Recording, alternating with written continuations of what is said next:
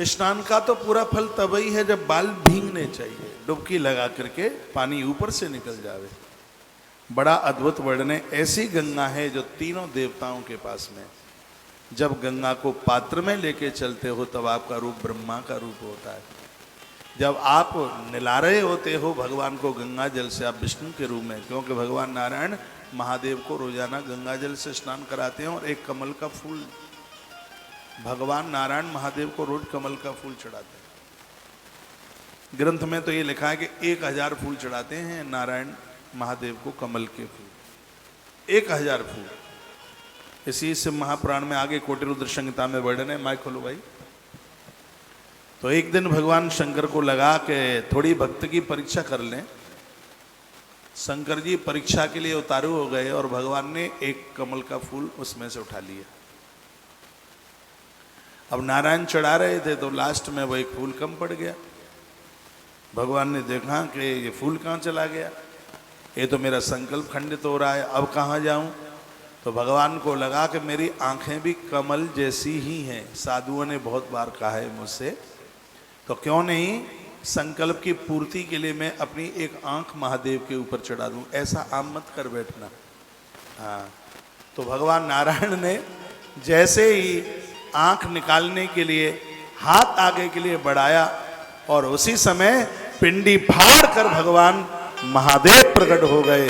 कहा सरकार रुकिए, तुम्हारी परीक्षा के लिए फूल मैंने चुरा लिया था, ये लो अपना फूल। आज से और एक तुम्हारा नया नाम हो गया, क्या?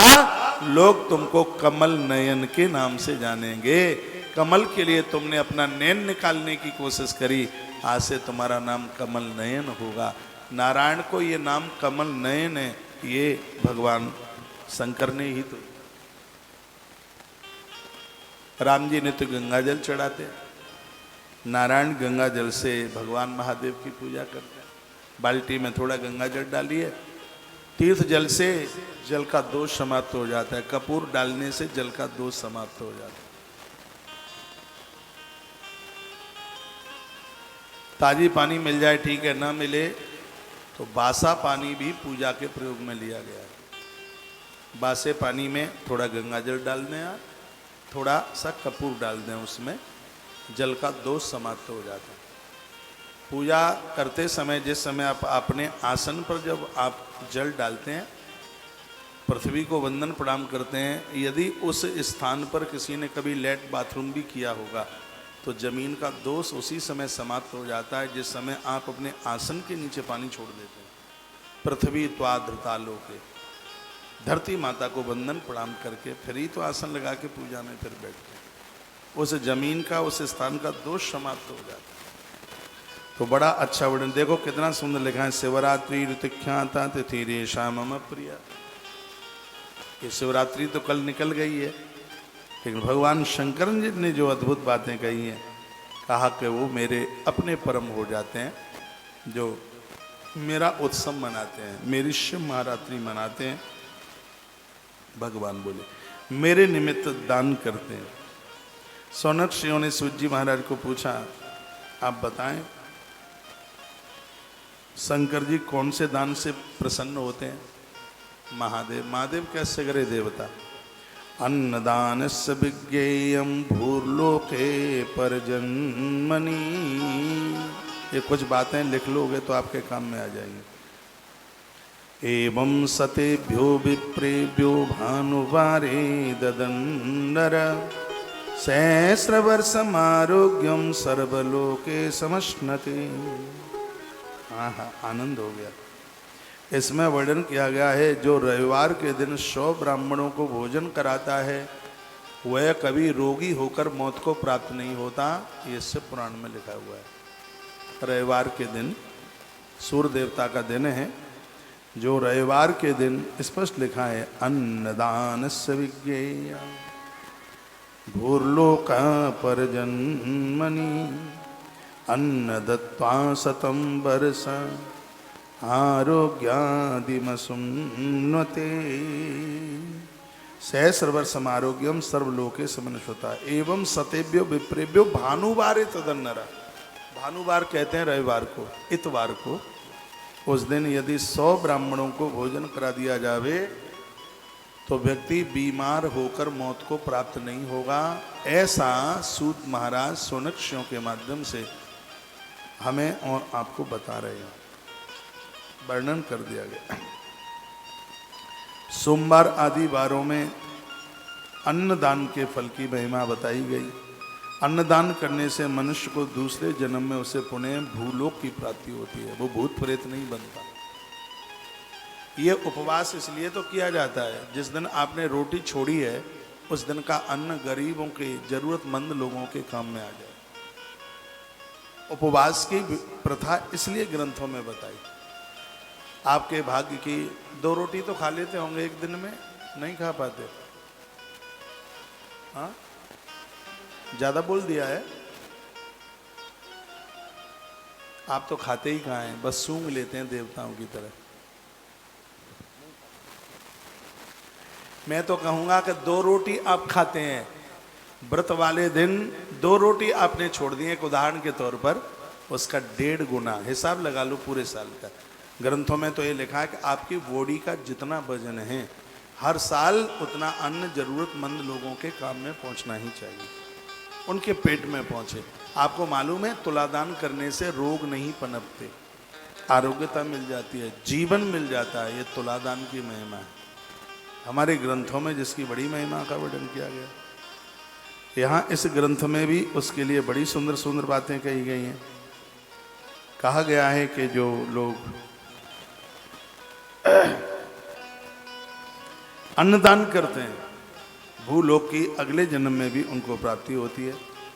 7 वारों में 10 ब्राह्मणों को अन्न का दान करने वाले लोगों को बहुत बड़ी आरोग्यता की प्राप्ति होती है। इसी प्रकार से 100 ब्राह्मणों के लिए बात मैंने आपको बोल दी। 1000 ब्राह्मणों को अन्नदान देने से 10,000 वर्ष तक यह जीव भगवान के चरणों में रहता है। कोई जरूरतमंदों के लिए क्षत्रियों के द्वारा, सूरता के द्वारा कमाया गया धन उसको बड़ा शुद्ध माना गया। वैश्यों के द्वारा व्यापार और कृषि के द्वारा कमाया गया पैसा उसको बहुत शुद्ध माना गया।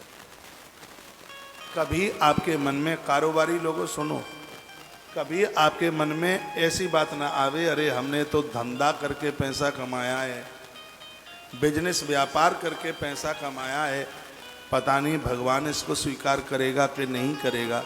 इसमें वर्णन है कि वैश्य वाणिज्य के द्वारा और कृषि के द्वारा जो धन प्राप्त करता है वह धन उसका पवित्र शुद्ध है, शुद्ध है। ब्याज लेने का अधिकार वैश्य के अलावा और किसी को नहीं है। टैक्स लेने का अधिकार राजा के अलावा और किसी को नहीं है। ये तो हमारे ग्रंथ साक्षी है इस बात के। ब्याज भी एक लिमिट में, एक सीमा में। ब्याज वैश्य का वाणिज्य बताया गया, ब्याज उसका व्यापार बताया गया। साधु तो जड़ सहित खत्म हो जाएगा यदि वो ब्याज लेगा तो। वैसे तो भगवान की कृपा से मेरे पास कुछ नहीं है, लेकिन मैं हाथ उठा करके कह सकता हूँ मैंने अपने जीवन की आज की आयु तक कभी किसी से 1 रुपया ब्याज का नहीं लिया। जरूरतमंद लोग ले गए होंगे पैसा, उन्होंने वापस दे दिया होगा, हो सकता है। लेकिन जो अच्छे लोग हैं, जो बढ़िया लोग हैं, वो हमसे कभी कर्जा ना मांगे, क्योंकि हमारा पैसा अच्छा नहीं है। हमारे पास जो भी है वो बढ़िया नहीं है। लोगों ने कैसे कैसे अपने में से बचा करके, ये दान का पैसा है, ये ठीक नहीं है। पुजारी का पैसा, मंदिर का गोलक का पैसा, ऐसी स्त्री जिसकी मांग का सिंदूर उड़ गया है उस नारी का पैसा, ये पैसा यदि कहीं ये हड़प लिया गया, मार लिया गया तो ये छाती फाड़ देगा, ये फेफड़े फाड़ करके बाहर निकलेगा। तो यहाँ ये बात मैंने इसलिए बोल दी है, 8 दिन में 2-4 फोन तो ऐसे आ ही जाते हैं और 5 लाख से नीचे मांगते नहीं। भैया मेरे पास तो 5,000 भी नहीं है, मैं भगवान की गद्दी पर बैठा हूँ। मैं ये कहूँ कि मेरी तरफ से 5,000 रुपया मेरे पास, अब मैं कुछ करता तो हूँ नहीं तो आएगा कहाँ से। मैंने तो सोचा था कि पत्तल बनाने वाली एक मशीन लगा लूँ। सही बोल रहा हूँ मैं, झूठ से परहेज रखता हूँ। अहमदाबाद से मशीन भी मंगा ली, वो चली नहीं, भूसा गोदाम में पड़ी है गौशाला के में। सोचा था कि महीने में 1500 रुपये का जो भी कोई खर्चा होगा तो हम और मुकुंद दोनों मिल करके और कुछ पत्तल बना लिया करेंगे, बाजार में बेच दिया करेंगे। सत्य जो मैंने सोचा वही बता रहा हूँ आपको। मुझे बड़ा परहेज है आपके पैसे से। जितना आपको देने में जल्दी होती है उतना ही जल्दी मुझे आपको रसीद दिलवाने में जल्दी होती है। मैं बहुत हृदय से इस बात को बोल रहा हूँ। कभी भी कोई मुझसे ये ना कहे कि महाराज हमें 5 लाख रुपया दे दे, क्योंकि यहाँ तो जो है वो गौ माता का है। लोगों ने कैसे कैसे अपने खर्चों में से कटौती करके वो दिया है। वो पैसा धर्म के लिए बढ़िया है, वो और किसी के लिए वो कभी शुभ हो ही नहीं सकता, बढ़िया हो ही नहीं सकता। एक बार जयकारा भगवान के नाम का लगाइए, बोले बांके बिहारी लाल की, कोटेश्वर नाथ भगवान की। वैसे मशीन चालू हो जाती पत्तल बनाने वाली तो आप सहयोग कर देते, कोई दोना बनाता, कोई पत्तल बनाता, कोई उसका चरखा चलाता, लेकिन भगवान ने नहीं चाहा, वो नहीं चली। छोटी सी ली थी 76,000 रुपए की, रुपया और चला गया, जैसे तैसे तो इकट्ठा किया, वो चला गया पूरा, वो टूट टाट गई रास्ते में ही, वो बनी नहीं, चली नहीं।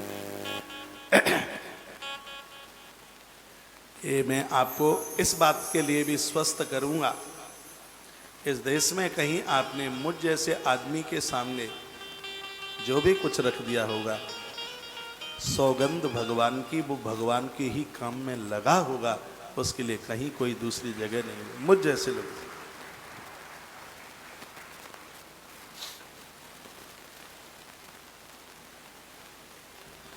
बड़ी बड़ी बातें इसमें लिखी गई है। क्षत्रियों का टैक्स का पैसा शुद्ध है, ब्राह्मण को दक्षिणा में मिला हुआ पैसा बड़ा शुद्ध है। हाँ, भगवान की कृपा से मैं ब्राह्मण भी हूँ। बालाघाट में तो पता नहीं मुझे क्या क्या बना दिया था वहाँ के लोगों ने। हर 4 दिन में मेरी जाति बदल देते थे वहाँ पर, अखबार में खूब छपता था। हाँ, हर 4 दिन के बाद एक अखबार पढ़ के आता था। उस अनुष्ठान में मुझे 13 जाति वाला, मैंने कहा चलो ठीक है, लोगों ने मुझे बढ़िया बनाया हुआ, लोगों ने मुझे क्षत्रिय बनाया हुआ, लोगों ने मुझे कपड़े धोने वाला बनाया हुआ। हाँ, लोगों ने मुझे बाल काटने वाला बनाया हुआ। हाँ, मैंने कहा चलो ठीक है, ये सब चीज़ें, सब बातें मुझे मिल रही हैं, लेकिन ये सब चीज़ों से वो कोई और नहीं थे, वो ब्राह्मण लोग थे। शेर में आलस्य न हो और ब्राह्मण में एक दूसरे को देख करके जलन न हो, तो सतयुग को ब्राह्मण धरती पर उतार देगा, लेकिन ये जलता है दूसरे से, इसके अंदर बहुत बड़ी कमी रही। ये उसको देख करके खुश नहीं होता।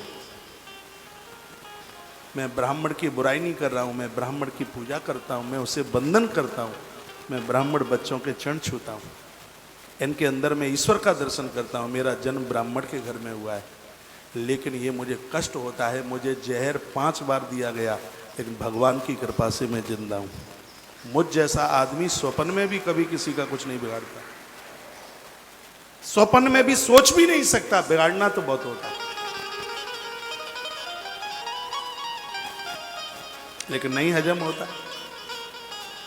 बड़ी दिक्कत होती है, बड़ी परेशानी होती है। आचार्य राममोहन शास्त्री जी बोल रहे थे एक दिन, कहते हैं महाराज जी, आपके प्रवचन से ब्रह्मत्व के आदर में बहुत बड़ी ऊंचाई मिली है।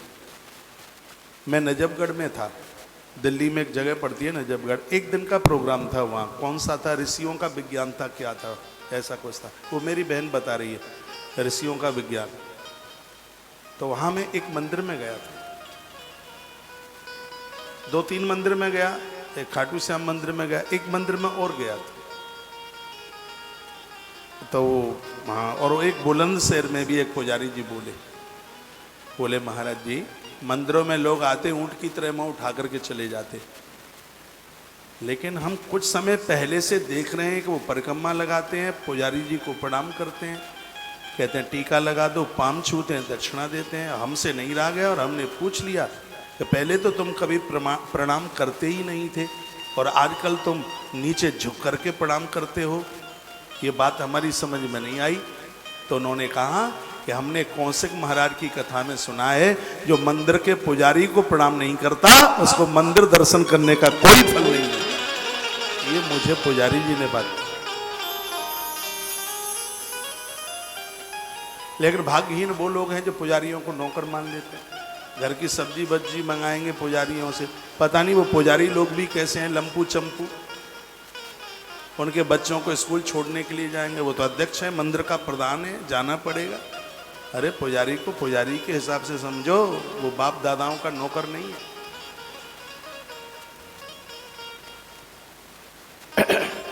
पुजारी का पैसा, मंदिर का पैसा, चंदे का पैसा, यहाँ संस्थानों को चलाने वाले लोग बैठे हों, भूखे रह लेना, उपवास करके रह लेना, चंदे का पैसा अपने घर में मत आने देना। ये बहुत खतरनाक है।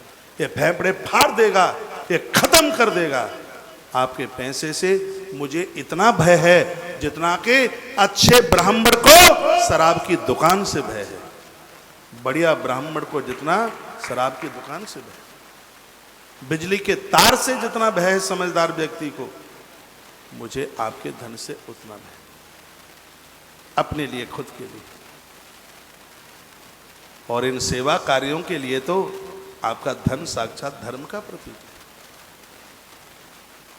धर्म का प्रतीक है।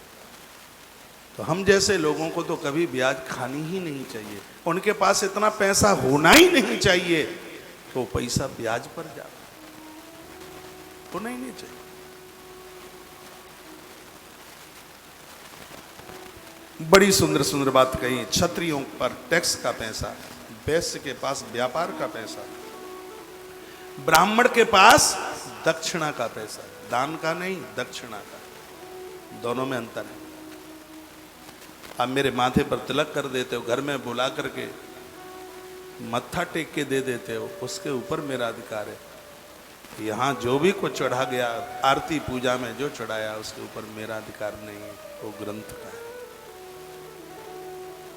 ब्राह्मण के पास वही जो उसको भोजन दक्षिणा में, उसको कपड़ा लत्ता जो मिल गया उसमें, उसके ऊपर ही बस उसका अधिकार है। माताओं को पति के हाथ से मिल गया, सासू ससुर के हाथ से मिल गया, और माताओं को अपने पियर से जो मिला है वो अति पवित्र है। से पुराण के अंतर्गत आपको साड़ी मिली आपके पियर से, और वो साड़ी आपने अपनी ननद को दे दी। आप ये समझ लो कि सांवरिया ने भात भर के जो पुण्य कमाया होगा, एक साड़ी ननद को देख करके उतना पुण्य आपने दे करके इतना पुण्य कमा लिया। लेकिन आजकल की देवियां इतनी होशियार हैं, चम्मच भी छिपा के रख देती हैं, हमारे पापा ने दी है, किसी की निगाह भी ना पड़ जाए उसके ऊपर। एक कथाएं बड़ी समझदारी की बात करती हैं, हम समझ लें।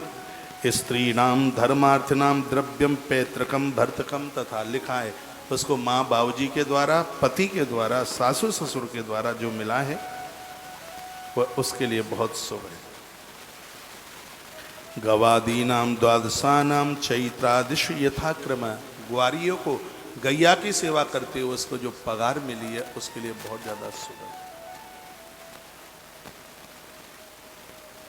संभूय वा पुण्य काले दध्यादि सृष्ट समृद्ध है, पुण्य काल में, पर्व काल में 12 चीजों का किया गया दान व्यक्ति को मुक्त कर देता है।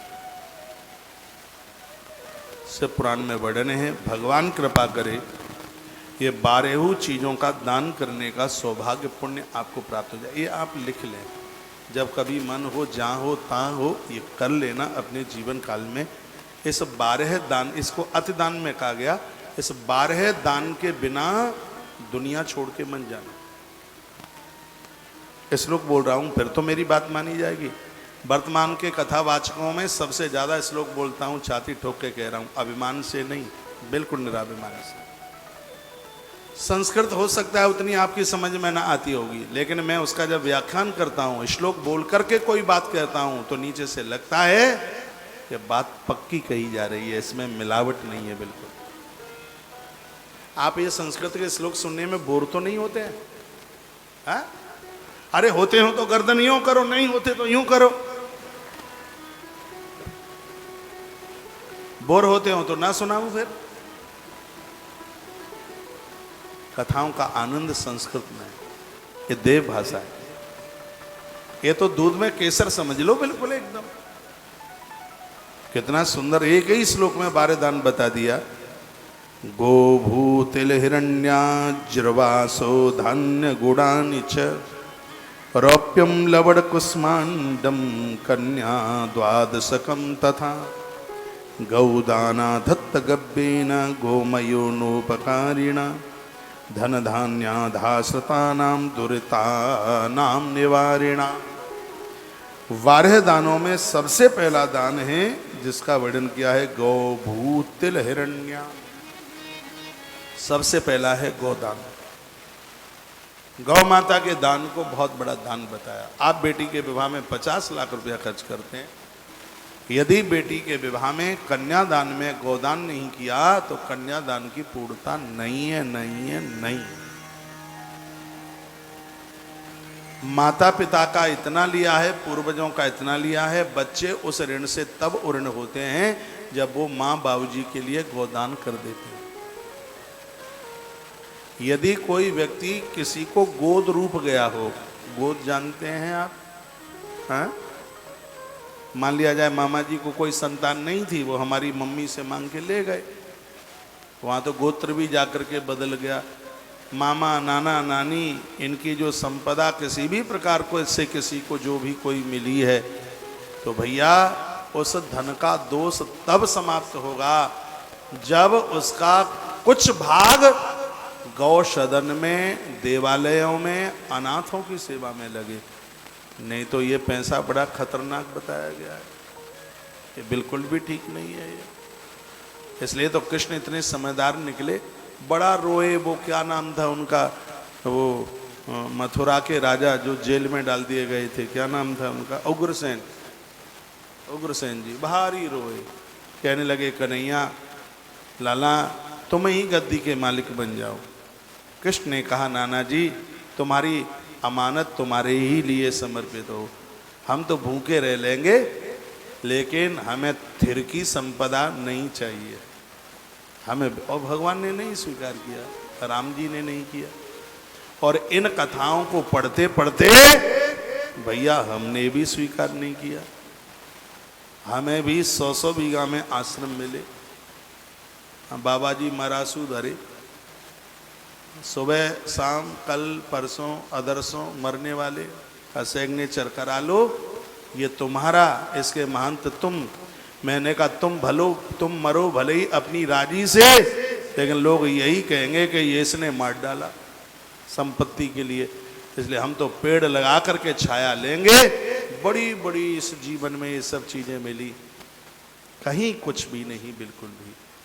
आज भी मेरे पास में भवानी मंडी से एक लेटर पत्र है, वो मैं यहाँ लेकर के आया नहीं हूँ। अभी मैं भिवाड़ी में था राजस्थान में, 250 बीघा जमीन है, मंदिर से लगी है, मंदिर तुम संभाल लो, यहाँ गौशाला बना लो, ओ बड़ी बड़ी चीज़ें। लेकिन भैया अपने पुरुषार्थ के द्वारा कपाट खोलकर, मैं अपने लिए नहीं, मैं आप सब के लिए। एक श्रीमान बड़े खुश हो रहे थे, इतने खुश हो रहे थे, हमने कहा कैसे इतने प्रसन्न हो रहे हैं? कहा लल्लू की सगाई करी है। मैंने कहा ये भी कोई विशेष काम है क्या? बेटे की सगाई तो दुनिया करती है। कहा हमारे यहाँ संबंध कुछ विशेष हुआ है, हमारे बेटे का संबंध विशेष हुआ है। हमने कहा क्या विशेषता है? ऐसी जगह से संबंध हुआ है जहाँ लड़की को भाई ही नहीं है। मैंने कहा तो इसका अर्थ, मेरा तो दिमाग भी नहीं पहुंच सकता वहां जो वो बोले। आप समझ गए होंगे वो क्या बोले। वो बोले कि लड़की को भाई नहीं है तो पूरी की पूरी प्रॉपर्टी हमारे बेटे के नाम है। ये दूसरों को मार करके धनवान बनना चाहते हैं? नहीं, कभी नहीं। पुरुषार्थ के द्वारा उत्थान के कपाट खोलिए। यहाँ 12 बातों को बताया गया है। गौ, आपके पास फार्म हाउस है, आपके पास जगह है, इतनी जगह है, आपके पास कोई ऐसी जगह है, यहाँ कृषक लोग भी बैठे हुए हैं, गाय रखो, ज़्यादा नहीं तो एक गैया रखो। एक गैया का दूध निकलेगा, भगवान का अभिषेक होगा, पूजा पाठ होगा, बच्चों को मिलेगा। दूध दो ही है, या माँ का या गौ माता का। ये बोतल के तो ऐसे ही है। हाँ, वैसे भी कहा जाता है पिया है दूध माँ का तो आ जा मैदान में, और बोतल का पिया है तो क्या खा आएगा। एक बच्चे की माँ मर गई, सगरे रोए वो हंसे। पड़ोसन ने कहा बेटा मम्मी मर गई तू रोता नहीं? बोलता है तो नकली थी, असली मम्मी तो बोतल है, जब बोतल फूटेगी तब रो लूंगा। बोल भी सही रहा। एक गाय को जगह दे दो, आसपास गौशाला है वहां से गौ दुग्ध लो। गौ माता का दूध मिल जाए 10,000 वर्ष तक व्यक्ति बूढ़ा नहीं हो सकता, ऐसा देवी भागवत में लिखा हुआ है। मैं गैया का दूध इसलिए पीता हूं क्योंकि बूढ़ा नहीं होना चाहता, इसलिए क्योंकि अभी तो शुरुआत करी है ना, अभी बहुत कुछ करना है, इसलिए गाय का दूध पीता। और गाय का दूध पी करके भूख प्यास कुछ नहीं लगती। मैं तो भरी गर्मी में, मैंने अपने 26 वर्ष के काल में कभी व्यासपीठ पर पानी नहीं पिया, कभी बग्गी पर पानी नहीं पिया, कलश यात्रा में, शोभा यात्रा में पानी नहीं पिया। किसी ने देखा हो तो बताए। गाय के दूध का अपनी महिमा नहीं, मैं गाय के दूध का प्रभाव बता रहा हूं। गाय का दुग्ध हार्ट को कमजोर नहीं होने देता, गाय का दूध मरीज नहीं होने देता। कि गाय के दूध की विशेषता है। ये कोई बात है? 22 महीना हो गया, एक दिन के लिए कथा नहीं रुकी। इसमें मेरा कोई पुरुषार्थ नहीं है, इसमें पूरी गौ माता की कृपा है। गाय की, और ये बात इसलिए मैं बोल रहा हूं, आपके घर में भी गाय की बात चल करके आप बड़े जमींदार लोग यहाँ बैठे हुए। कोई सज्जन मुझे बता रहे थे हमारे पास 219 बीघा जमीन है। मैंने पूछा गैया का? गैया तो हमारे 24 किलोमीटर में नहीं है। मैं तो सुन के हैरान था, 24 किलोमीटर में गैया नहीं? बोले जब भी कभी चौका लीपना हो तो 75 किलोमीटर दूर से गोबर मंगाया जाता है। जमीन है 225 बीघा और आसपास गैया नहीं है। गाय का विस्तार होना चाहिए, नहीं तो युवान पीढ़ी बिखर जाएगी, किसी काम की नहीं रहेगी। यजन बंद हो जाएंगे, अकाल दुकाल पड़ जाएंगे। मंदिरों की बहुत बड़ी महिमाएं, बहुत चीजों की बहुत बड़ी महिमाएं है, लेकिन गौवंश का रख रखाव व्यक्ति को गोपाल बना देता है, भगवान बना देता है, भगवान बना देता है। तो 12 चीज आपके हाथ से निकले, उसमें पहले नंबर पर है गाय और दूसरे नंबर पर है धरती, भू। आपके यहाँ कोई चिकित्सालय बनता है, कभी कभी एक बारात घर बना दो, जिसका पुण्य मैंने पढ़ा है। बारात घर जहां पर बर और बधू की भामरें पड़ती हैं, एक गृहस्थ की सीढ़ी पर पाम रखते हैं। ऐसे बहुत परिवार हैं जिनको अपनी बेटी को ब्याहने के लिए पैसा नहीं। एक बारात घर बना दो, क्या बोलेंगे सीधे अर्थ में, मैरिज होम आपकी भाषा में। हम तो हिंदुस्तानी हैं, हिंदीवादी हैं, तो हमें तो बारात घर ही अच्छा लगता है बोलने में। तो उन बेटियों की शादी वहाँ से हो जाए जिनके माता पिता उन कन्याओं का विवाह करने में असमर्थ हैं। मुझे तो लगता है 1000 यज्ञ से भी बढ़ करके ये पुण्य होगा। ऐसा यदि है व्यवस्था अपने अपने गाँव में, क्षेत्र में, नगर में, मोहल्ले में, जिनके पास है उनसे लो, उनको मत छोड़ो। मैं ऐसी कथाएं करता हूँ, सेठों के ऊपर छोड़ता नहीं हूँ, जिनके पास नहीं है उनसे लेता नहीं हूँ। भैया बुरा तो नहीं कर रहा, जिनके पास है उनसे नहीं लेंगे तो गौशालाएं कैसे चलेंगी। मैंने ऐसी कथाएं बहुत करी हैं और कर भी रहा हूँ। या आश्रम का डीजल पेट्रोल पूरे हिंदुस्तान में मुझे कोई सुन रहा हो, गौ माता के लिए कथा कराए ईमानदारी से, 1 टका नहीं लूंगा, कथा के माध्यम से 1 करोड़ रुपया तुम्हारी गौशाला के लिए छोड़ करके आऊंगा। 1 करोड़ रुपया, हाँ, बात में दम होगी तो बिल्कुल होगा। ये गाय भूखी नहीं मरनी चाहिए। अस्पताल के लिए, गौशाला के लिए, बेटियों के विवाह के लिए किया गया सत्कर्म अनंत गुना फलदायी है, अपने आप में अनंत गुना फलदायी। तो गो, भू, धरती, ऐसे कहीं काम में आ जाओ, यदि है तो ऐसे काम में आ जाओ। तिल हवन के माध्यम से, यज्ञ के माध्यम से, हिरण्य सोना। बेटी के विवाह में 25 लाख रुपया, 50 लाख खर्च करते हो, नगदी भले ही कम रह जाए, नाभि के ऊपर स्वर्ण बेटी को दीजिए, नाभि के नीचे चांदी दीजिए बेटी को। इससे आपके घर में बरकत होगी। 12 द्रव्यों में इसको लिया गया है। रुपया, चांदी, स्वर्ण, सोना। सोना वो है जो हवा में पवित्र हो जाता है। आपके हाथ में ये अंगूठी पुरुषों के लिए श्रृंगार के लिए नहीं है। सूतक पातक वाले व्यक्ति को छूकर यदि शरीर सोने से टच में है तो व्यक्ति अपवित्र नहीं होता। पूजा में इसकी बड़ी महिमा है। बीच में उवासी आती है, आपको पता है? बहुत लोगों को आदत होती है उवासी ऐसे ठोकर मारते रहते हैं मुंह में।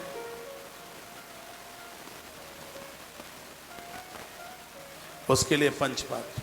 फिर भी मान लिया जावे वो कहीं व्यवस्था नहीं है तो जो थोड़ा बहुत कहीं स्वर्ण है ये वायु में पवित्र हो जाता है, हवा में पावन हो जाता है।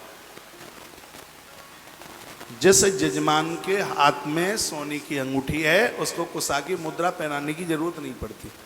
तो पूजा में कुशा की मुद्रा पहनानी पड़ती है। तो सोने को महादान में लिया गया है। ये सोने का दान बेटियों को दो, जरूरतमंदों को दो। लोग हमें देते हैं, हमें क्यों दे रहे हो भाई? हमें सोने की जरूरत नहीं है, काहे को हमें दे रहे? आयोजक परिवार पहले ही दिन हमें अंगूठी पहना रहा था, इतनी बड़ी मोटी सी। जरूरतमंद तो लपक के ले लेंगे। मैंने तो बहाना बना दिया, कहा कि भगवान की शादी वादी हो तब पहना देना, और फिर पहनाएंगे तब कह दूंगा तुम्हारे पोते की सगाई हो तब पहना देना। मैं आफत क्यों लूँ? ये इतनी अंगूठियां इकट्ठा करूं, कमरिया में छोड़ाऊं, तो यहाँ सोचूं कहीं ताला ना टूट जाए। वैसे भी काफ़ी इकट्ठी हो गई हैं, थोड़ा टाइम मिलेगा तो सबको बेच बाच देंगे और लगा देंगे गौ माता के काम में। क्या करेंगे सो उसको रखा है। तो मैं आग्रह पूर्वक निवेदन करूंगा, ना हमें सोना दो, ना हमें चैन दो, ना हमें जंजीर दो। आप दे सको तो गौ माता को गोद ले लो, उसके पुत्र बन जाओ, उसके भक्त बन जाओ, गौ वंश को बचा लो। हमें 1000 रुपए की किलो की मिठाई खिला के क्या करोगे?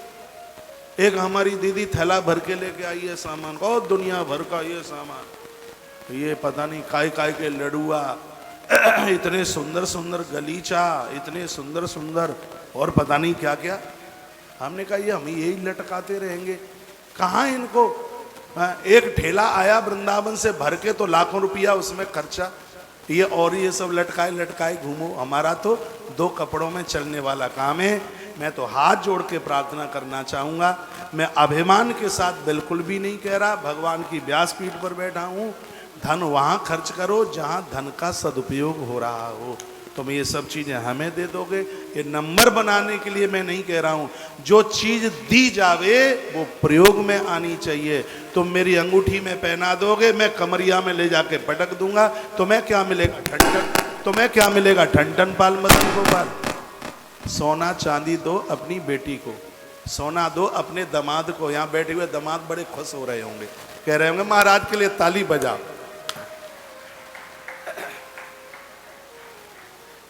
यहाँ तो हम जैसे लोगों को तो आप कभी कुछ दे सको तो कंधे से कंधा मिलाकर के खड़े हो जाना, इस धर्म के विकास के लिए, इसको आगे बढ़ाने के लिए। आज ये जितने भी धर्म में हावी हो रहे हैं, जिसको भी देख लीजिए हावी हो रहे हैं, इनके पास बुराइयों के अलावा और कुछ भी नहीं है। मैं किसी के धर्म की बुराई नहीं करता, मैं अपने धर्म की महिमा बता करके अपने धर्म को आगे की तरफ ले करके दौड़ लगाए हुए हूँ। उसमें संघर्षशील हमारे साथ आप भी बनिए। आज वनवासी इलाकों में कितने भोले भाले लोगों को धर्म परिवर्तन कराया जा रहा है। हमारे साधु महापुरुषों ने, महात्माओं ने, पूज्य स्वामी विवेकानंद जैसे महापुरुष, कितनी अच्छी अच्छी बात, गीता प्रेस तो इसी के ऊपर खड़ी हो गई थी। इसको कैसे भी बचा लीजिए। और आज के समय में बहुत ज्यादा जरूरी है। तो गो भू तिल हिरण्य, और आगे बात कही बासो। बास कहते हैं परधान, कपड़ा। बेटी को सोना चांदी रुपया पैसा दें, जब जब बेटी घर आए उसको साड़ी दीजिए। वस्त्र का दान करने से आयु बढ़ती है, उम्र बढ़ती है। अभी हम चित्रकूट क्षेत्र में थे, हो सकता है टेलीविजन पर आपने सुना हो। आप धनवान लोग हैं, सच में आपको नहीं पता है कि गरीबी किसे कहते हैं, और भगवान करे पता भी नहीं होना चाहिए। रामायण में लिखा है गरीबी झेलना इससे बड़ा दुख नहीं है, संतों के साथ मुलाकात हो जाए, सानिध्य मिल जाए, इससे बड़ा सुख नहीं है। रामायण के उत्तरकांड में लिखा। उन गरीबों को हमने देखा है। बालाघाट क्षेत्र में एक जगह है पौनी बैयर मलाजखंड, कथा थी, मुझे याद करना पड़ेगा 2001 14 जनवरी से कथा थी। आज भी मुझे ध्यान है, एक कोई बनवासी भाई रोज कथा सुनने को आता, 3 दिन आया, चौथे दिन नहीं आया। आप यहाँ जितने भी बैठे हैं, एक एक बंदा बंदी मेरी निगाह में। कथा के बाद मुझे पूछ लेना कि हम कहाँ बैठे थे, मैं बता दूंगा आपको कि आप जहाँ बैठे थे। मैं कर क्या रहा हूँ यहाँ से, आपको देख ही तो रहा हूँ और क्या कर रहा हूँ। तो मैंने उस व्यक्ति को पूछा, भैया तुम रोज कथा सुनने को आते थे, तुम 2 दिन से नहीं आए। वो रो पड़ा, उसकी आंख में आंसू आ गए। मैं नहीं समझा, मैंने कहा तुम रो क्यों रहे हो? तो उसने कहा महाराज हम, पता नहीं बैगा बोल रहा था, राज में बैगा कोई जाति है क्या है, ऐसा कुछ है क्या? होता है बैगा? हाँ, बैगा किसे कहते हैं? आदिवासी। अच्छा हाँ, तो मुझे आज भी ध्यान है, वो बोलता है कि हम बैगा लोग हैं और बाबा इतनी गरीबी है, हमारे पास एक ही पाजामा है। पिताजी उस पजामा को पहन करके आए और मैं बिना पजामा के कैसे आता, बदन छिपाने को कपड़ा नहीं था। आज तो भगवान ने बहुत व्यवस्था कर दी है। ये शब्द सुनकर हम घंटों भर रोए होंगे, कितनी साड़ियां, कपड़ा लत्ता बांटा।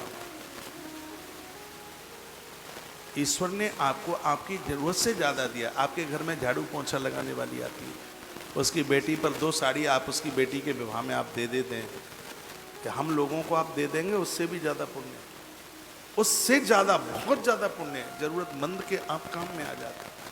लेकिन बदले की भावना नहीं हो। मैं, हमने तेरी टिंकी के विवाह में 4 साड़ी दी, खबरदार आधा घंटा ज्यादा काम नहीं करके जा सकती, तो सगरा पुण्य हो गया। अच्छी, इन दीनों पर दया कीजिए। ईश्वर ने आपको संभ्रांत इसलिए बनाया, सेवा करने के लिए आपके आसपास। ये सिम महापुराण में अरे महादेव तो ये बाबा ही ऐसा है, ये तो अपने पास कुछ रखता नहीं। अम्मा ने कहा था मकान मकान मकान मकान मकान, विश्वकर्मा जी आए, बड़ा कंचन महल बन गया। कथा आती है, कंचन का महल बने। पहले तो बाबा ने कहा मेरे हाथ में हस्तरेखा ही नहीं है मकान की, का रेखा तो बनाई जाती है, मकान चाहिए। नहीं मानी मैया, तो विश्वकर्मा जी आए तो उन्होंने तो पल झपके के सोने का भवन तैयार। विश्वकर्मा जी ने कहा बोले बाबा को कि मकान बन गया है, देख लेते। बाबा ने कहा जिसको जरूरत है उसको दिखाओ, मुझे तो जरूरत नहीं है, मैं तो पीपल बरगद के पेड़ के नीचे ही ठीक हूँ। सो मैया को दिखाया तो वो भवन तो बड़ा आलीशान बना, दिव्य बना, और मैया मुस्कुराती हुई आई। तो कहा मकान तो बहुत अच्छा है, नहीं मुहूर्त निकाल दो।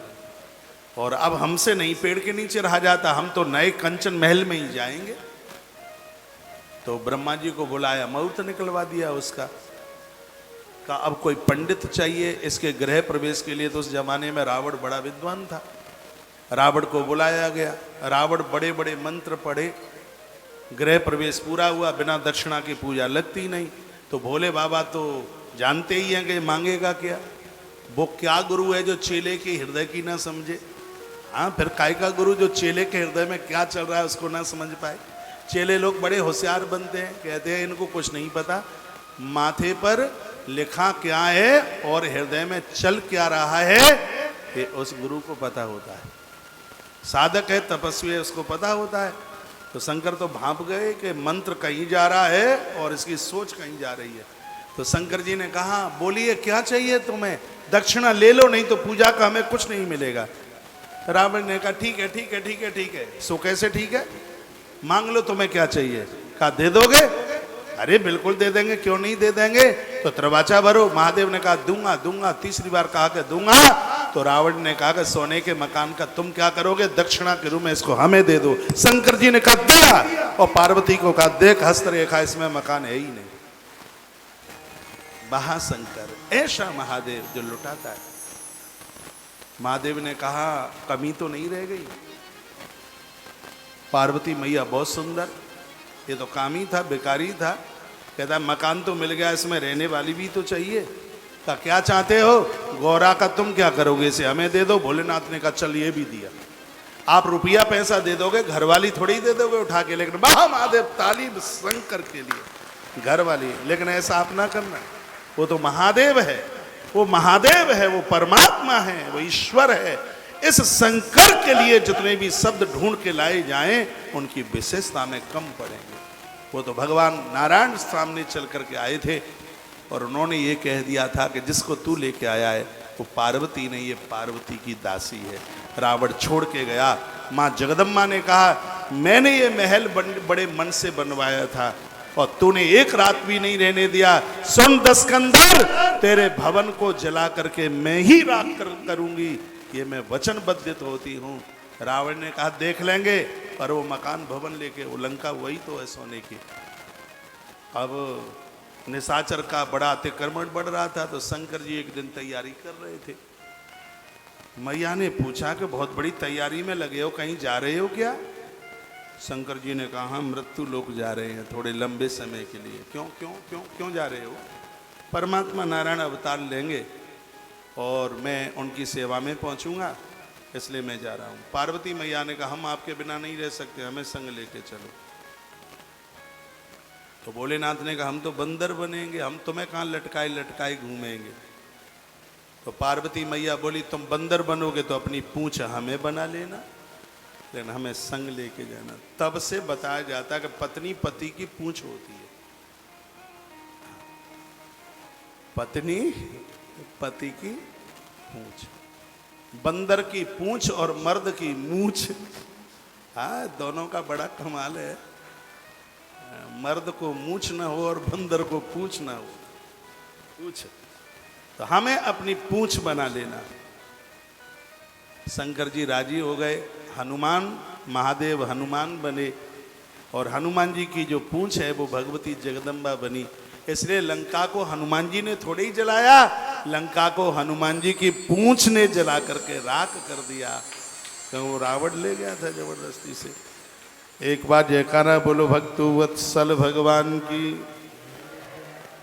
श्री श्री हनुमान जी महाराज की जय। जय श्री राम, जय जय जय जय। तो गोभूतिल हिरण्याज वासो धान्या गुणानि च।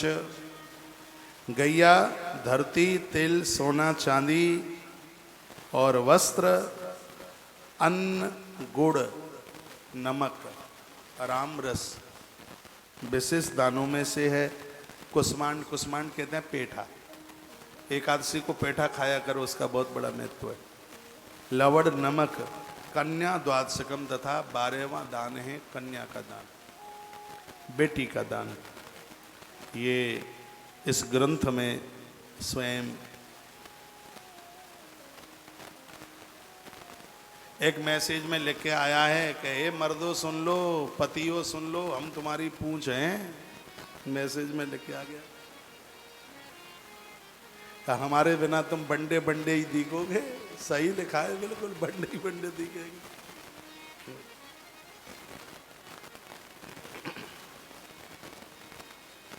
से महापुराण की कथा बड़ी आनंदित मग्न कर देने वाली है। शंकर जी को क्या क्या चीजें पसंद हैं पूजा में वो देख लो। वर्णन किया गया है कि इनको तांबूल बहुत ज्यादा पसंद है। तांबूल से शुभ भोग मिलते हैं। तांबूल पान जर्दे वाला नहीं, उसमें लौंग इलायची रखिए, सुपारी रखिए और ये पूजा में भगवान को चढ़ाई थे। था दऊ देव पूजाई पूर्ण भोग प्रदान पूर्व भाग पित्राणां तो निशि युक्ता प्रशस्यते। बहुत ध्यान से सुनिए। देवताओं को जो भी आप दिया जलाते हैं इससे पितृ तृप्यताम, पितृ इससे तृप्त होते। शंकर जी के ऊपर जो पिंडी के ऊपर आप जल चढ़ाते हैं वो जलहरी से। एक बड़ी सुंदर बात कही है कि जब आप मंदिर में जो भी जिनके पास शिवालय है तो इसमें तो वर्णन पूजा के भी बड़े नियमों का वर्णन किया है। का पानी इस तरीके से डालिए कि वो जल जलहरी के ही आगे जा कर के गिरे। वर्णन किया है कि जो शिवालय में पूजा करते समय जो पानी जलहरी से नीचे गिरता है वह पानी पूरा का पूरा पितृलोक पहुंचता है। इसलिए पूजा करते समय जलहरी को नहीं रोकना चाहिए। जलहरी से जो बूंदें टपकती हैं, जो पानी गिरता है, वह पूरा का पूरा पितृलोक पहुंचता है। ऐसा शिव महापुराण में इस ग्रंथ में लिखा हुआ है। देवता तृप्त होते हैं। नर्मदेश्वर पाषाण के शिवलिंग, नीचे की जलहरी चांदी की, यह पूर्वजों को तृप्त कर देती है। तांबूल से सुभोग देता है। नई वैद्य के द्वारा आयु की वृद्धि होती है। तो वर्णन है नई वैद्य भोग, मंदिरों में भोग, घर में भोग रोज लगे तो मही निवेदित। रामायण की चौपाई है। किसी भी देवता को भोग लगा रहे हो, कोई भी मंत्र नहीं आता, नेत्र बंद करें, भगवान को प्रणाम करके रामायण की यह चौपाई बोल दें।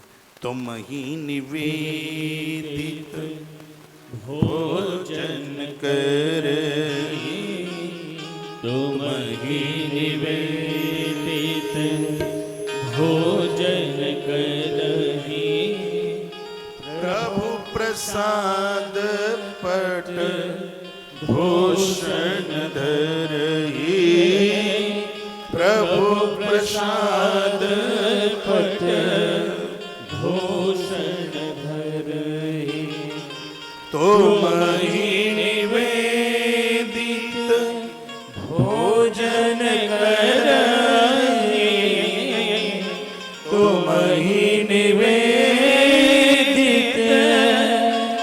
भोजन करही, प्रभु प्रसाद पट भूषण धरही, प्रभु प्रसाद पट भूषण धरही, जय हो। तुम ही निवेदित भोजन करही, प्रभु प्रसाद पट भूषण धरही। बोलिए शंकर भगवान की। एक छोटी सी सूचना ये है कि धनुष कोटि का जो कार्यक्रम जो कल का था, किसी कारणवश कल उसको रद्द किया है और वो परसों का है। अब इतने लोग हैं तो गाड़ियां भी तो बहुत चाहिए। अब चाचा की कंपनी तो है नहीं गाड़ियों वाली, सो हाल ही फोन कर दो सो आ जाए। पानी के किनारे बैठे हैं और गाड़ियां बहुत लगेंगी। एक गाड़ी में 15-16 होंगे तो भी 50 गाड़ियां तो कम से कम चाहिए। और जो इस यात्रा में जाएंगे आपस में ही, एक गाड़ी में लगभग 16 लोग आ जाएंगे। आपस में 200-200 रुपया इकट्ठा कर लेना और गाड़ी वाले को पकड़ा देना। वो आपको पूरा घुमा घूम के, मेरी उसको बात हो गई है, और उसी को दे देना। अपना नाम लिख लेना। 16 लोगों का जितना ज़्यादा हो जाएगा उतना उसका किराया कम हो जाएगा। 16-17 लोग उसमें आराम से आ जाएंगे। आराम से बैठ लो तो 16 ही बहुत है। हाँ, वो एक गाड़ी का आपसे 3200 रुपया लेगा और 16 सवारियाँ बैठा के ले जाएगा, तो 200 रुपया सवारी होगी। और 200 रुपया में पूरे दिन भर घुमाता रहेगा भैया, तो महंगा क्या है, ठीक ठाक है। वो आपस में ही कर लेना, एक पर्चा बना लेना, उसमें लिख लेना नाम। गाड़ियाँ यहाँ मैं उसको फ़ोन कर दूंगा, यहाँ आ जाएगी। लेकिन मुझे इस झंझट में मत डालना, ये सब आप ही करते रहना। मैं कहाँ गिनती करूँगा, कहाँ गाड़ी गिनूँगा, कहाँ गाड़ी रोकूँगा, फिर 4 से पैसे लिए और 10 बिना पैसा के उसमें घुसें, तो भैया तो ये आफत में मुझे तो रखना अलग। गाड़ियाँ तैयार हैं, लेकिन ये व्यवस्था आप अपने पास ही कंपनी कमांडर खुद ही बन के, और वो गाड़ियाँ पूरी आ जाएंगी। गाड़ी तो 50 या 150 आ जाएगी, लेकिन ये व्यवस्था आप ही अपने हिसाब से, वो गाड़ी ले जाएगा, सवारी बैठाएगा, पैसा लेगा, तो ये आप कर लेना। कल हमारे मध्य में विशेष जन महान भावों का आगमन हो रहा है और कल तक ये आप अपनी व्यवस्था भी कर लोगे, तो इसलिए अब हम धनुष कोटि कल की बजाय परसों चलेंगे। आपके चेहरे मायूस हो गए हैं, वो सुस्ती से हो गई है।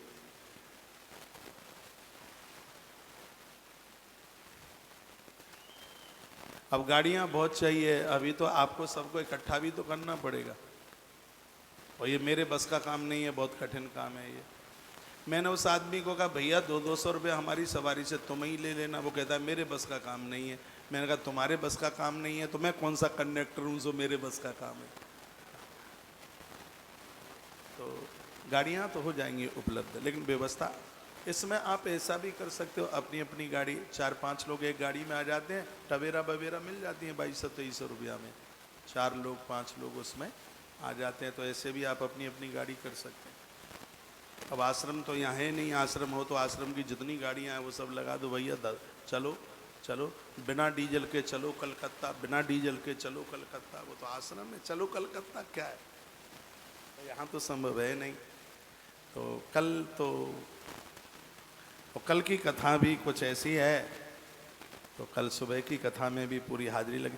देखो अभी तो हम 8 दिन तक यहाँ हैं, तो आप ऐसा पिलपिला मुंह क्यों कर रहे हो? खुश हो कोई बैठो, ऐसा लग रहा है कि चेहरे की रौनक चली गई है। क्या है ये? मुस्कुराते हुए जैसे हंस रहे थे, मेरी तरह ऐसी है, ऐसी कौन सी आफत आ गई है? हैं?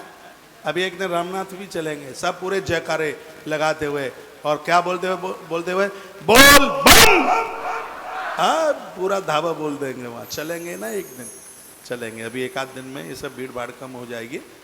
मैंने आपको वायदा किया कि सब मंदिर चलेंगे संग संग, तो चलेंगे, हम मुकर्रर थोड़े हुए हैं उस वायदे से। आपका गंगा जल तो पहुंचा ही दिया शंकर की पिंडी के ऊपर। तो आज ये व्यवस्था कर लेंगे आपस में, अपने ग्रुप के जो लोग हैं तो उसमें ये आप कर लीजिएगा, और आप अपने आप भी गाड़ियाँ कर सकते हो। तो ये व्यवस्था आप ले लें तो ज़्यादा ठीक होगा, ज़्यादा बढ़िया होगा। एक सूचना ये है कि अभी जैसे ही कथा छूटेगी, जिनकी पोथियाँ बैठी हैं, अभी अभिषेक होगा यहीं इसी फील्ड में, वो महारुद्राभिषेक में बैठ जाएंगे। जो नए लोग हैं, आज अमावस्या है, बाहर से भी हमें सुन पा रहे हैं, तो अमावस्या का तो अभिषेक पूर्वजों के लिए होता है, उसके लिए वो कार्यालय में मिल कर के भी महारुद्राभिषेक आप करा सकते हैं। मैसेज में लिखा है आवाज़ बहुत कम आ रही है, आवाज़ कम आ रही है तो थोड़ा उसमें बढ़ा दो। इसमें लिखा है क्या आवाज़ ज़्यादा बढ़ाने में पेट्रोल ज़्यादा खर्च होती है क्या? माइक वाले भाई साहब बढ़ा। बोलो भक्त वत्सल भगवान की जय हो। शिवस्य यजनम गेयम भोग मोक्ष प्रदम निर्णाम वारादिदेव यजनम कार्तिकेयी विशिष्यते।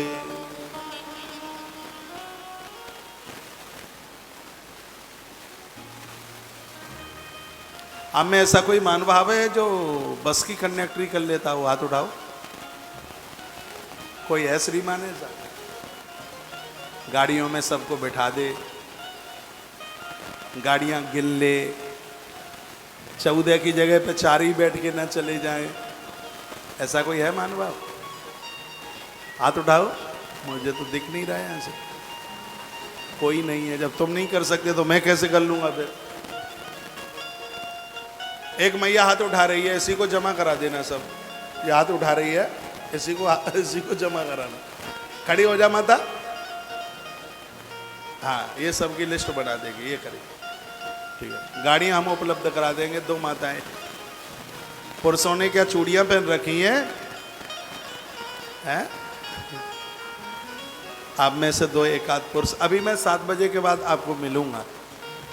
इस प्रोग्राम की थोड़ी भूमिका भी बना लेते हैं। बाहर से काफ़ी जन चल कर के आए हैं, कथा के बाद में मुलाकात ठीक से सबसे हो नहीं पाई है, तो इधर अभिषेक भी होता रहेगा, और जो अभिषेक में नहीं होंगे उनसे हम बातचीत भी कर लेंगे। चेन्नई के आसपास के यहाँ के जो डिस्ट्रिक्ट हैं वहाँ से भी काफ़ी लोगों का आगमन हुआ है। 4 बजे तक मैं इधर आ रहा था, तब तक भंडारा चल ही रहा था। एक बात मैं छोटी सी निवेदन कर दूं आपको, सुन लें आप, सुन लीजिए, इधर देखिए हमारी तरफ। यहाँ खुला भंडारा है, किसी के लिए कोई बंद नहीं है, लेकिन जो आयोजन में आए हैं वो बेचारे लाइन में लगे रहे हैं, और यहाँ तीर्थ यात्रा के लिए आए हैं वो हल्ला बोल दें आकर, तो थोड़ी दिक्कत। वो भी, उनको भी भोजन मिल जाएगा, लेकिन उससे पहले आप तो फ्री हो लें, आपको तो धक्के ना खाने पड़े। इस पार्क में पीछे 52-53 सो रहे हैं सामने के पार्क में। अब कहाँ से आए मुझे नहीं पता। जब मैं उधर से आया तो एक मुझे मिला, मैंने पूछा कि आप कहाँ से आए हैं। मुझे कुछ अनजान सा लगा कि हम 53 आए हैं, 52-53 हम आए हैं और सुबह ही पहुँचे हैं 9 बजे। तो देखिए आए हैं, वो वहाँ आए होंगे दर्शन करने के लिए आए होंगे। बोले कि यहाँ भोजन की व्यवस्था है नहीं, सुना कि यहाँ बड़ा भंडारा चल रहा है। हमने कहा ठीक है, तुम्हें रामनाथ भगवान ने भेजा है, सब भोजन कीजिए, लेकिन आप जो आयोजन में आए हैं आपको दिक्कत ना आए, आपको परेशानी ना हो, तो उसको बैच गले में डालने में उसमें परहेज मत कीजिए। तो पता तो लगेगा कि आप आयोजन में आए। भोजन सबके लिए है, भगवान की कृपा से खूब व्यवस्था है, कोई कमी नहीं है, लेकिन आपको बहुत देर तक लाइन में ना खड़ा होना पड़े, आपको कोई कुछ बोले नहीं। तो जिनको नहीं है बैच तो वो कार्यालय पर उपलब्ध है, उनसे वो मिल लीजिए और वो आप ले लें। आयोजक परिवार के भी महानुभाव, आपके बड़े अच्छे अच्छे बैच मैंने देखे हैं, अरे बड़े सुंदर लग रहे हैं गले में वो, तो आप भी उनको डाल लिया करें। क्योंकि कभी आश्रम का भी कोई कार्यकर्ता, अब उसको तो पता नहीं है, माथे पर तो लिखा नहीं है, तो वो कह सकता है कि रुकिएगा, ये दरवाज़ा आपके लिए नहीं है, और उन्हीं को बोल दिया जाए वो दरवाज़ा उन्हीं का है, आपके गले में बैच नहीं है। तो उस भोजन के समय पर, कथा के समय पर उसको यदि गले में डाल लें तो ये व्यवस्था बहुत ठीक हो जाएगी। और मुझे अच्छा नहीं लगता कि 2-2 घंटा लाइन में जा कर के और तब भोजन प्रसाद। व्यवस्था बहुत ढंग की है, ठीक है, बढ़िया है। ये तो आपका हृदय बोल रहा होगा कि ठीक है कि नहीं है, उसको एक क्रम और बढ़िया सा हो जावे, उसके लिए ये बैच की जो व्यवस्था है ये बहुत ठीक हो जाएगी, ये बहुत बढ़िया हो जाएगी, उसको आप जरूर ले लीजिए। एक बार जयकारा बोलो भक्त वत्सल भगवान की जय हो, श्री हनुमंत बलवंत महाराज की जय हो, आज के आनंद की जय हो। जय जय श्री राधे, जय जय श्री राधे, जय जय। श्री राधेश्याम। जितने भी महानुभाव बाहर से आए हैं, आजकल परसों में मैं जिनको बिल्कुल भी नहीं मिल पाया, सामने मेरी कुटिया है, बिल्कुल ठीक सामने ही है, और वहाँ मैं सबको मिलूँगा। बस आप जम के बैठना मत, नहीं तो जब आप बैठ जाते हैं तो फिर खड़े होने का नाम नहीं लेते, क्योंकि वहाँ तो अच्छा लगता है, वहाँ उठने का मन ही कहाँ करता है। तो औरों को भी नंबर आवे, औरों को भी सबको हम बात कर सकें, इतनी दूर से बड़ी श्रद्धा लेकर के आए हैं, आपसे बात करने में हमें भी सकून लगता है, हमें भी मन लगता है। एक बार जयकारा फिर लगाना पड़ेगा। रामनाथ भगवान की जय हो, कोटेश्वरनाथ भगवान की जय हो। शिवस्य यजनम गेयम भोग मोक्ष प्रदम नृणाम वारादिदेव यजनम कार्तिकेयी विशिष्यते। शिव जी की पूजा से मनुष्यों को संसार की सभी चीजें मिल जाती, कोई ऐसी चीज नहीं है जो ना मिले। महादेव की पूजा आपको बढ़िया गाड़ी दे देगी, बढ़िया दुकान, बढ़िया मकान, बढ़िया बहू, बढ़िया बर बधू, सब कुछ ऐसा डिपार्टमेंट है, यहाँ सब कुछ मिलता है। सिर्फ ऐसा मृत्यु के तत्पश्चात ये मोक्ष भी देने वाले हैं। कार्तिकेय मासी संप्राप्ते सर्वा देवान जेद भूद। वर्णन किया गया है कि कार्तिक, माघ और बैसाख, कार्तिक, माघ, बैसाख, एक महीना कौन सा छूट गया है, अगहन, ये जो महीने हैं देवताओं को प्रसन्न करने के लिए बड़े अद्भुत हैं। कार्तिक में रविवार के दिन सप्तमी पड़ जाए, सुन लो, कार्तिक में रविवार के दिन यदि सप्तमी पड़ जावे, तिल के तेल से यदि भगवान महादेव का अभिषेक किया जाए, यदि किसी को कुष्ठ रोग है वो बीमारी खत्म हो जाएगी, ऐसा शिव पुराण में लिखा है। मैंने बहुत बार आपको शिव पुराण की कथा सुनाई है, लेकिन अब के बार की ये कथा टोटली रूप से बिल्कुल अलग लग रही है। कथा को इस पैटर्न पर कहा जा रहा है, वो ही सुना देंगे तो आप कहोगे अरे वो ही है, वो वहाँ सुना दी, वो वहाँ सुना दी, और हमसे आगे आगे आप बोलें तो फिर कथा का फिर महत्व ही क्या रहेगा। ये बात मैं आपके बीच में रख रहा हूँ कार्तिक मास में रविवार के दिन सप्तमी पड़ जावे, यदि किसी व्यक्ति को कुष्ठ रोग है, सफेद दाग है, उसके हाथ से कार्तिक मास में रविवार के दिन पड़ने वाली जो सप्तमी है, उस दिन भगवान महादेव की पिंडी पर तिल के तेल से अभिषेक करा दिया जावे, महारुद्रा अभिषेक करा दिया जावे, तो कुष्ठ रोग भी ठीक हो जाते हैं। ऐसा 49 नंबर के श्लोक में अध्याय नंबर 16 विद्येश्वरी संहिता में वर्णन किया गया है। श्लोक भी मैंने आपको बता दिया। 49 बोले देता हूँ। कार्तिकादित्यवारेषु सप्तमी आदित्य पूजनात् तैलकापसिदानास्तु भवेत कुष्ठादि संक्षय। कुष्ठ जैसा रोग समाप्त हो जाता है, बहुत खतरनाक रोग है, लेकिन उसके लिए ये बहुत बढ़िया अच्छी पूजा बताई गई, आनंद कर दिया। दीपक और सरसों का दान करने से, दीपक जलने वाला दीपक, उसमें सरसों का तेल भर लो, जोत जला दो, दीपक में सरसों का तेल भर के, वर्णन है कि भगवान महादेव के नाम से, भगवान शंकर जी के नाम से यदि उसको पीपल के वृक्ष के नीचे रख दिया जावे या कोई ब्राह्मण मिल जाए उसको दान में दे दिया जावे तो मृगी जैसा रोग नष्ट हो जाता है। ऐसा से पुराण में लिखा है। इसके लिए भी मैं श्लोक बोले देता हूँ। दीप सरसपदानांच अपसदा रक्षयो भवे कृतिकास। हाँ, वर्णन है दीप सरसपदानांच। दीप यदि दान में दे दिया जाए सरसों के तेल के साथ तो यह मृगी रोग को समाप्त कर देता है। घड़ी का कांटा भाग रहा है, 6:55 हो रहे हैं। आरती तक कथा का आनंद लेने के लिए आप तुलसी तपोवन यूट्यूब चैनल से जुड़ करके आज समग्र कथा को सुने, कथा छोड़े नहीं। कल की कथा में आप सुनेंगे, सुबह वाली कथा में भगवान कैलाशपति कैसे बने। कल की कथा में आप रुद्राक्ष महात्म्य सुनेंगे, एक मुखी से लेकर के 14 मुखी रुद्राक्ष की महिमा कितनी अद्भुत है। इसको विस्तार से सुन लोगे तो रुद्राक्ष के बिना रह ही नहीं पाओगे। कल की कथा हल्ला बोल है, इसलिए कल के कार्यक्रम में थोड़ा सा परिवर्तन किया गया है। तो कल की जो एक विशेष कथा है उसको आप जरूर सुन लीजिएगा। वर्णन किया गया है कि जो सोमवार के दिन भगवान शंकर का अभिषेक करते हैं उनकी दरिद्रता भगवान शंकर हमेशा हमेशा के लिए नष्ट कर देते हैं। ये वर्णन है।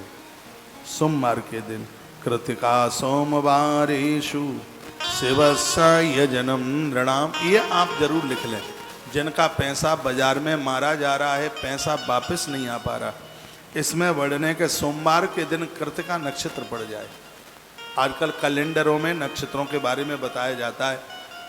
कृतिका नक्षत्र सोमवार के दिन पड़ जाए और उस दिन भगवान महादेव का रुद्रा अभिषेक कर दिया जावे तो घोर गरीबी समाप्त हो जाएगी, घर में संपत्ति आने के रास्ते खुल जाएंगे। ऐसा सब पुराण के अंतर्गत वर्णन किया गया है।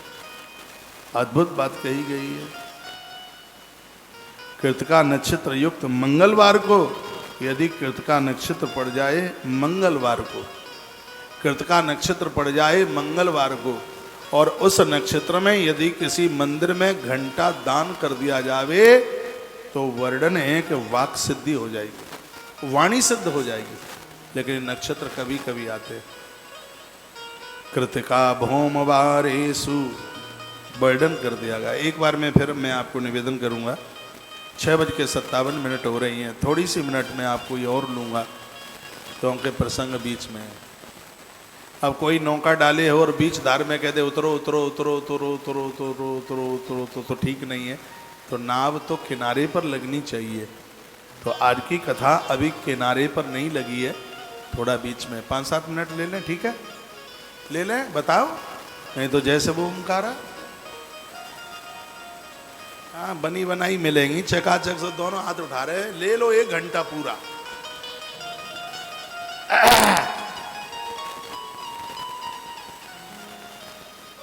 श्रोता बड़ा अद्भुत है।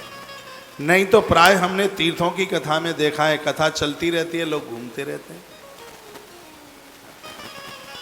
आप कहोगे आपने बांध रखा है, कल से देखते हैं हम कैसी तीर्थ यात्रा नहीं होती है। जो अपने आप जाना चाहें वो जा सकते हैं, किसी भी प्रकार की कोई पाबंदी नहीं है। यहाँ के गाड़ी घोड़ों वालों को सब पता होता है, सब उन्हें मालूम है कहाँ धनु कोटी है, कहाँ क्या है। यदि मान लिया जाए किसी की 2 ही दिन की यात्रा है, हमने कह दिया कि परसों चलेंगे, तो वो आराम से कोई वाहन करके आप अपने हिसाब से भी दर्शन के लिए जा सकते हैं, उसमें कोई किसी भी प्रकार की बंदिश नहीं है। संस्कार टीवी के जितने भी श्रोता हैं, मैं आप सबको कहना चाहूँगा, हल्ला बोल ये कथा सुबह सत्संग टीवी पर भी चलती है, तो उस कथा को भी आप सुना करें। 9:30 बजे से लेके 1 बजे तक कार्यक्रम सुबह का है, प्रसारण है। 10 बजे इधर कथा में पहुंचना हो जाता है और 1 बजे के बाद ही कथा छूटती है, तो उसको भी आप सुन लिया करें। आनंद होता है, आनंद आता है। आइए एक 2 पंक्तियाँ भगवान को समर्पित कर दें। हे शंभु बाबा मेरे भोलेनाथ, तीनों लोक में तू ही तू। आनंद हो जाएगा, पंक्तियां गा लीजिए, बहुत आनंद होगा।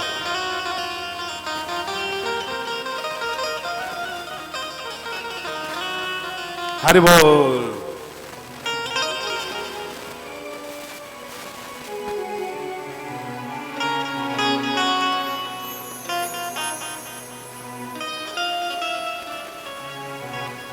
एक छोटी सी सूचना ये है, 9 बजे मैं अपनी कोठरी में से धर्म यात्रा कार्यक्रम में होऊंगा।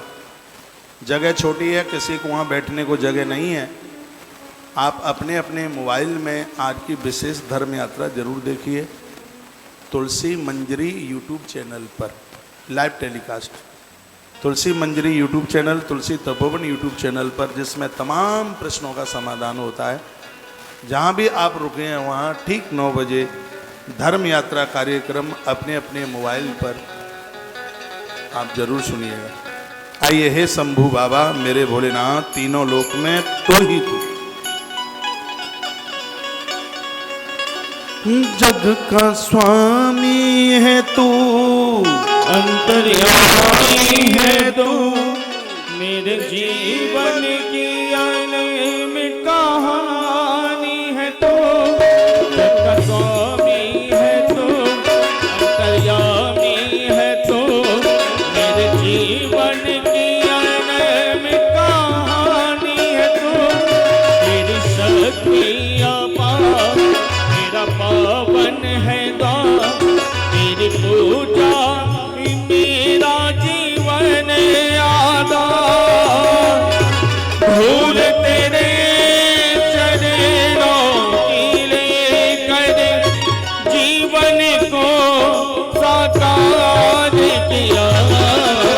हे शंभु बाबा मेरे भोलेनाथ, तीनों लोक में तू ही तू।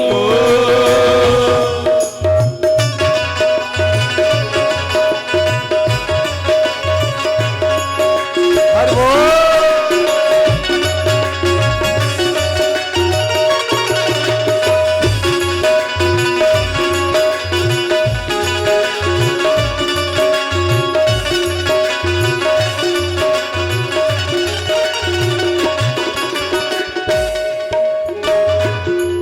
शिव नाम से है जगत में उजाला,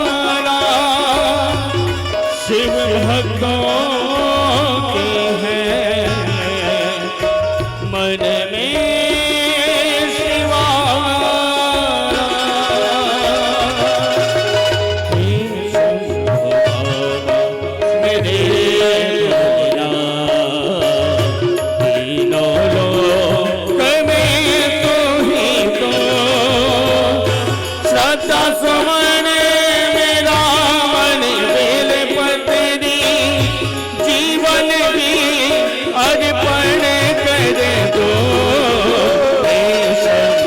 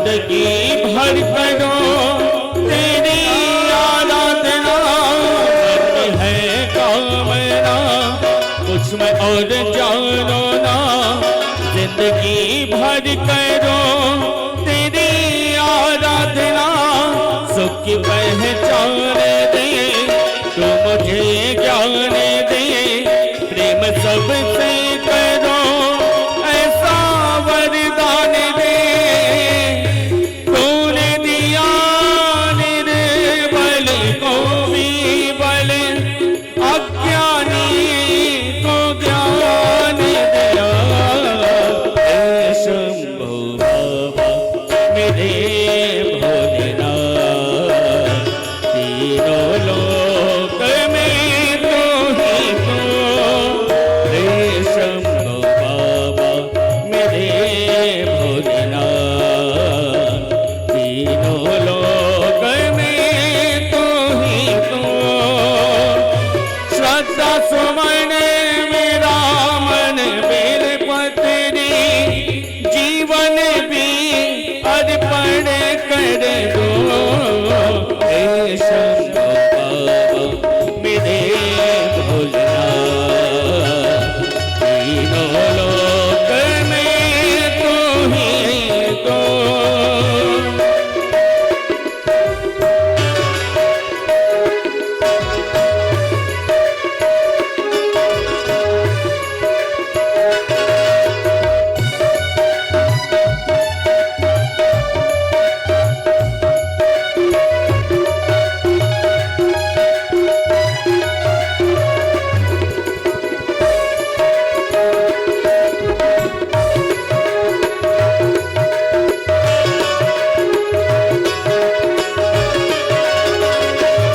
जग का स्वामी है तो, अंतर्यामी है तो, मेरे जीवन की अनमित कहानी है तो, जग का स्वामी है तो, अंतर्यामी है तो, मेरे जीवन की अनमित कहानी है तो, तेरी शक्ति अपार तेरा पावन है द्वार, तेरी पूजा ही मेरा जीवन आधार, धूल तेरे चरणों की लेकर जीवन को साकार किया, हे शंभो बाबा मेरे भोलेनाथ, तीनों लोक में तू ही तो, हे शंभो बाबा मेरे भोलेनाथ, तीनों लोक में तू ही तो, श्रद्धा सुमन मेरा मन बेलपत्री, जीवन भी अर्पण कर दो,